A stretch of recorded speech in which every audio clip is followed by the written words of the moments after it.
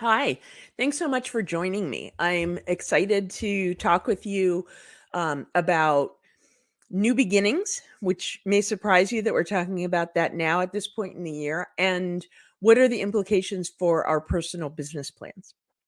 So, just to give you a little feel for why new beginnings and why now, there's a couple reasons. One, September has always felt like a beginning to me. I think a couple of reasons. One, it's a new school year, and for so many years, all of us were in school or have kids in school, and um, there's something important about that, the start of a new school year. It's also in my faith, in the Jewish faith, it's the Jewish New Year, so it's the start of a lot of things in that regard. And my birthday's in September. I just had it a few days ago, so for me personally, it's sort of a reset and it's an opportunity to take a look at things. And some people are motivated by this differently. Like there are people that are really motivated by January 1st. It's more of a shared experience where, my birthday is my birthday, although it's 9/11, so it's an important day to a lot of people, but um it depends on what motivates you, but I guess the whole point is there's no magic about turning the calendar page.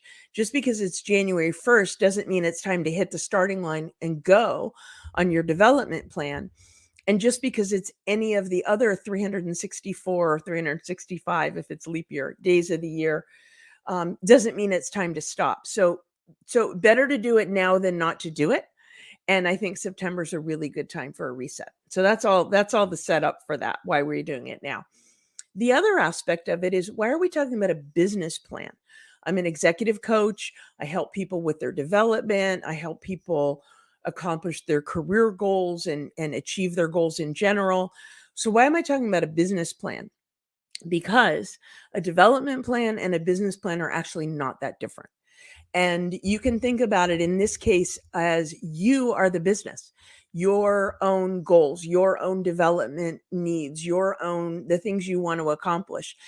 That's the business plan. And so we'll get into that. So, where do we start with it? I recommend that it's important to revisit your development plan at least quarterly. Usually, my background is in big corporations. Many of my clients are in big corporations. There usually are very well established processes for development plans, but not all of them call for it to be revisited quarterly. And frankly, even if the process does call for it, not all managers are really that adherent to it in a substantive way. And that's not, I don't mean that to be as critical as it may sound. It's time consuming. But the truth is, you own it. And whether your process or your boss or whoever drives a quarterly review of it or not, you can own a quarterly review of it. And running your own eyes over it on a quarterly basis can make sure not too much time passes between taking action on it. So that's one thing, is to revisit it quarterly. And again, that's why now's such a great time. Sometimes this time of year, while I think of it as new beginnings, sometimes from a planning process, it almost can feel like we're in the home stretch to the end of the year.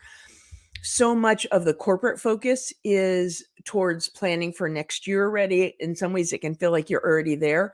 But the reality is, we've got 3.5 months left. So we can really make the most of them, finishing up the year strong and setting ourselves up well for next year.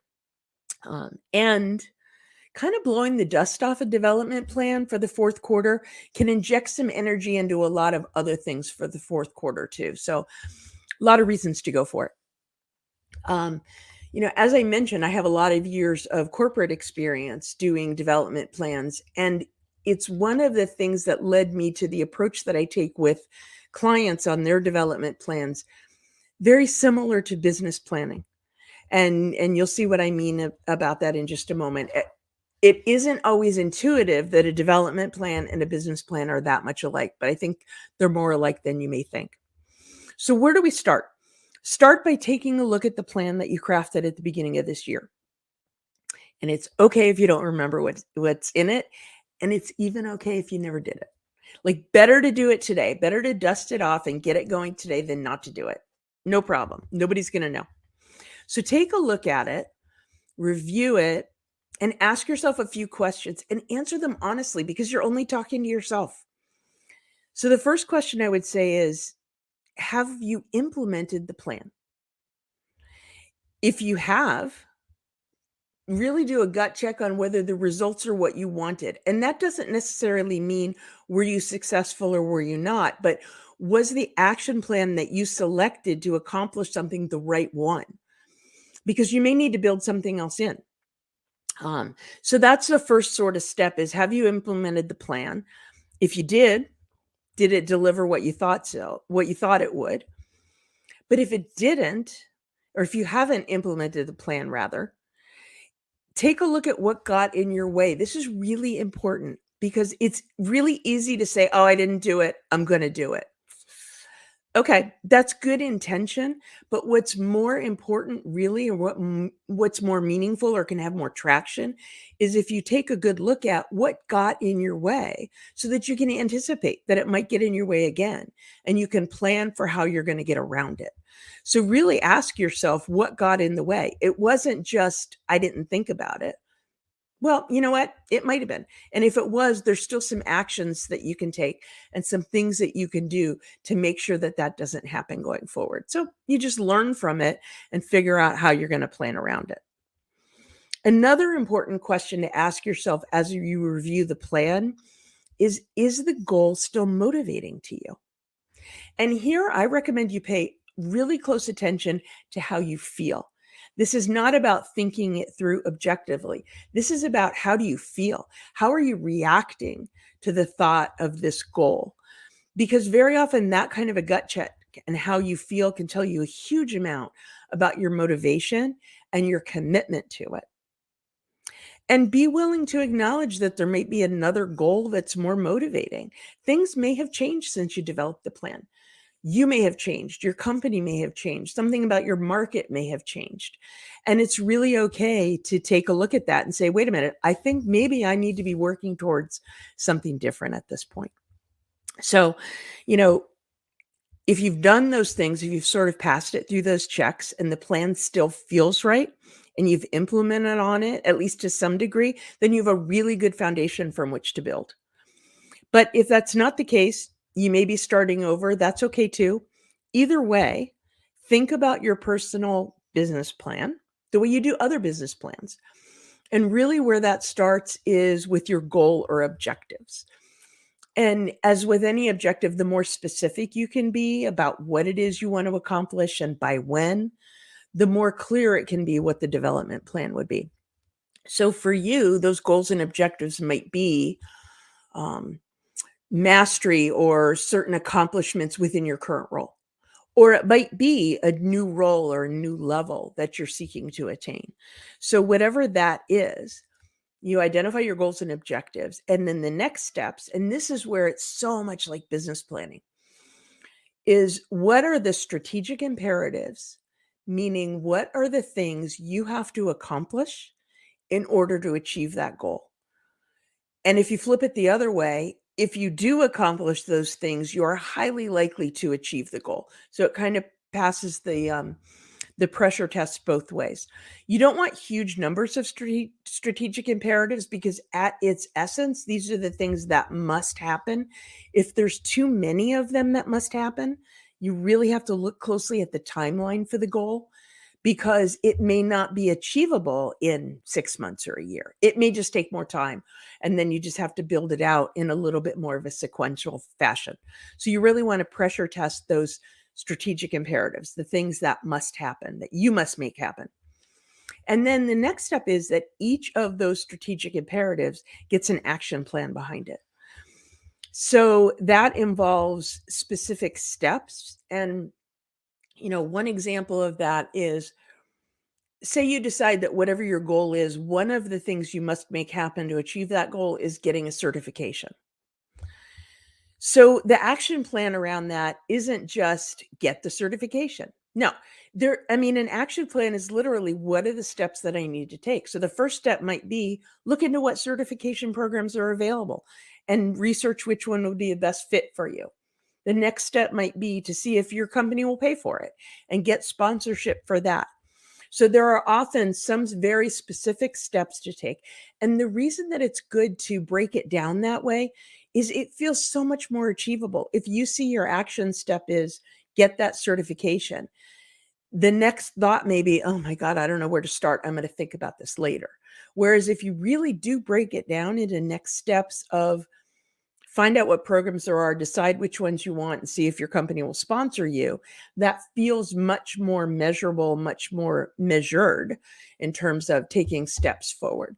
So really do break it down into those kinds of steps, and include timelines so that you can hold yourself accountable. Another good thing to think about with these imperatives, with the action plan, what resources or support do you need?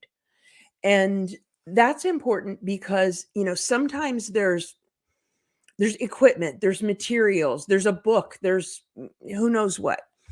So sometimes there are physical things, actual tangible things that you need to get or purchase or whatever. Um, Sometimes it's the support of your boss, your company, a coach, whatever that is. There may be resources that you need that are not easily at your disposal that you need to get. So thinking about those things can really help you assure success and avoid obstacles right there. So that's another thing to think about. And a good touch point is, those are the things that you need to do. It's good to think about your mindset as well. And so a good sort of touch point is to ask yourself, like, say you've set the goal for a year from now, and maybe it's to achieve a promotion. You can ask yourself, what does, in my case, Randy, a year from now, who's gotten the promotion, need Randy to do today in order to set that up for success? And thinking about it that way can unlock some really interesting things. So one example, a client of mine, who I've been seeing for years, and I met with her earlier this week. I'll call her Mary. So Mary works for a big tech company. It's a company, you all know the name. There's probably one of their products somewhere on your desk. But my point with that is it's a company that has a very well specified, laid out process for how promotions work and how development goes. And Mary is doing a great job. She's getting great feedback. She gets good raises and bonuses and all of that, but she's not getting the promotion that she really wants. And we've been working towards this for a little while, and she has laid things out really well. She has the support of her boss. She has the support of his boss. She has very clear steps laid out in writing in her official plan. If she accomplishes these things, this promotion will happen. And in this case, it means getting to a level 7. In her company, it's level 7 that she clearly has her eye on. So when Mary and I talked about this, what do you need? What does promoted Mary need you to be doing today to set that up for success? What she realized was she needed to step into the shoes of a level 7. She needed to behave as a level 7. She needed to see herself and exert the leadership of a level 7 in whatever that means to her company and to her. And that made a big difference to her. And she now is stepping into that role and seeing herself as that today, which is the best way for others to see her that way as well. And then it's fun. I'm a big believer in what you look for, you will find. And so it's funny because now that we're like so clearly focused on level 7, she sees 7s everywhere, or I'll send her 7s, or, it might be a jersey with somebody wearing a number 7 or something, but has become kind of a touchstone, and it draws her energy to that goal. So, for her, it's level 7. For you, it may be something else, but having that clear focus, understanding what you need to do to set yourself up for success, and keeping your energy there so you see it all around you. I really do believe that she is very well positioned for success there, and I'm looking forward to when that happens in a couple months. Another thing to keep in mind, excuse me, is you own your development. No one else can do this for you.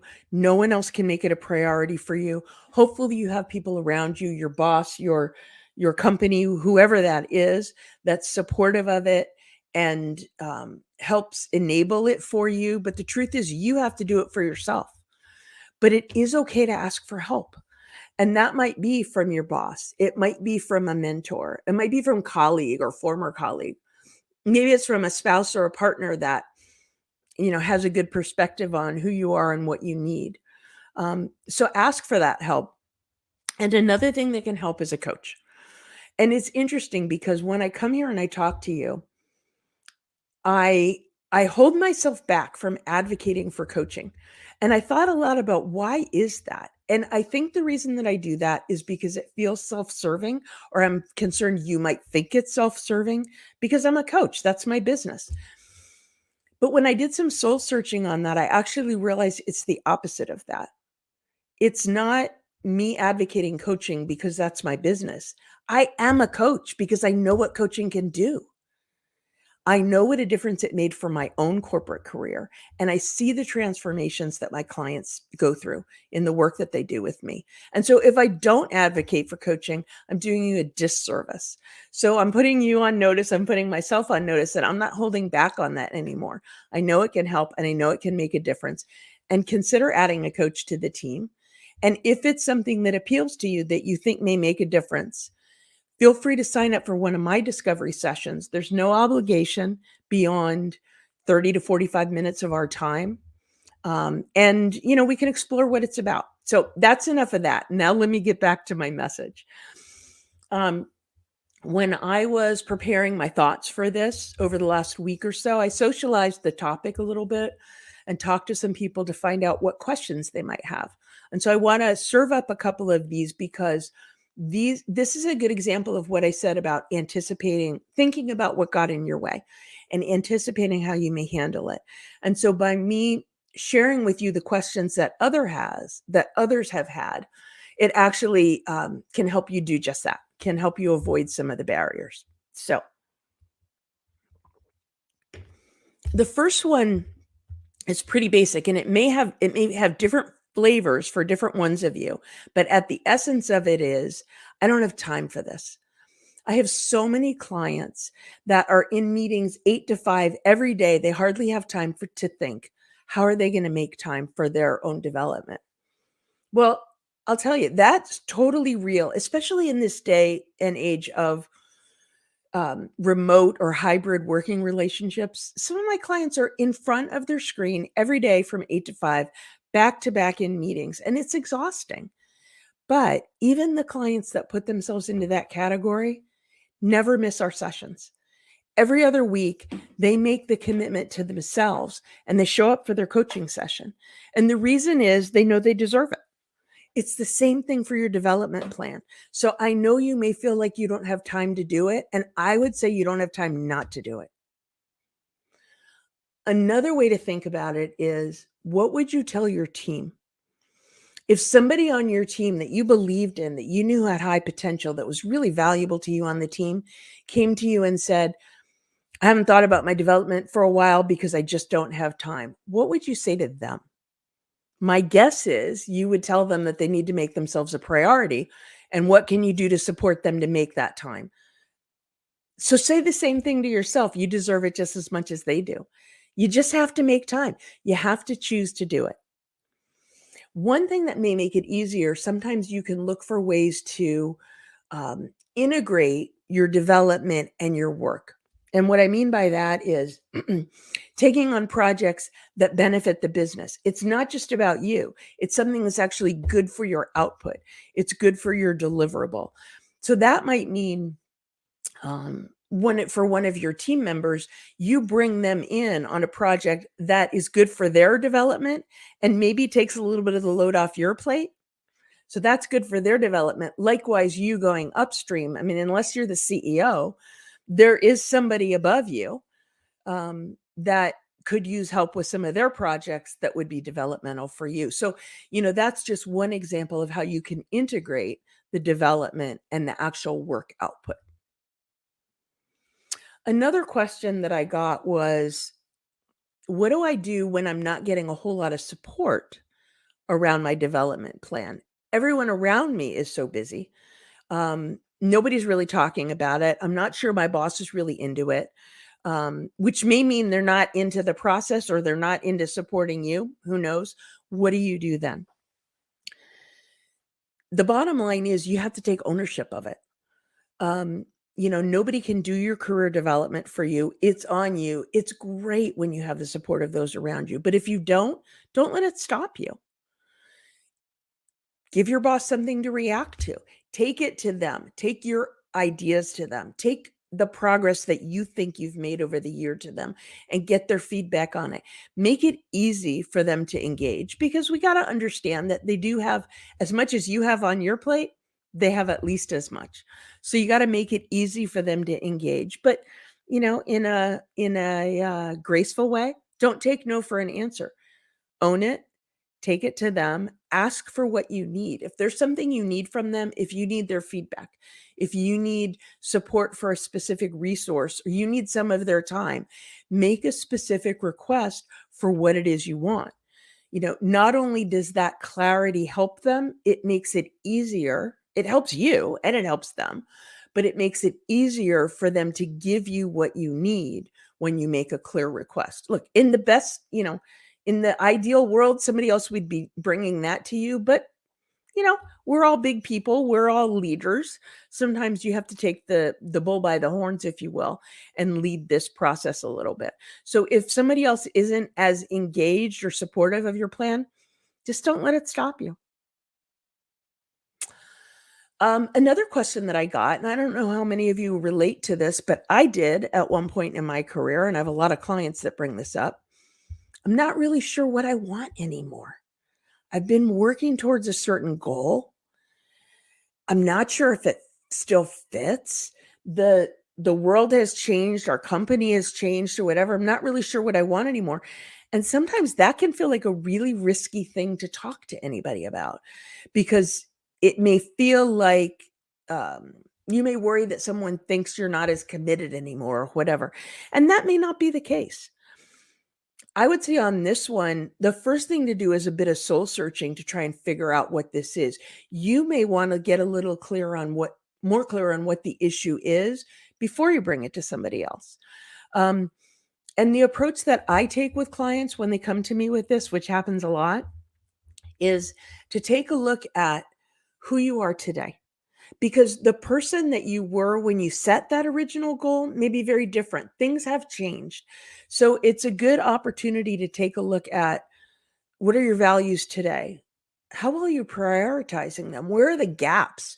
Like, what are things that could change about your job where you are, or maybe changing jobs that would be a better fit for who you are today? Those things are really important, and it's such a good investment of time to look into. Take a look at, what are your interests? The aspect of things that you're interested in, that really light you up, may be different than they were. So that's something to think about. Your experience, you may be undervaluing or underappreciating everything that you offer, both from a work perspective, but also life experience perspective. And so sort of taking a fresh inventory of all of those things can really open up some new possibilities, especially if you're talking it through with someone else, with a mentor, with a colleague, with a coach, to really get a different perspective and pressure test the story that you're telling yourself about whatever those issues are. And some work that can be really valuable that I do with clients is doing some work around what the ideal scenario is for you. Sometimes we just in our careers are taking steps along the path, even if it's big jumps into a new level of responsibility.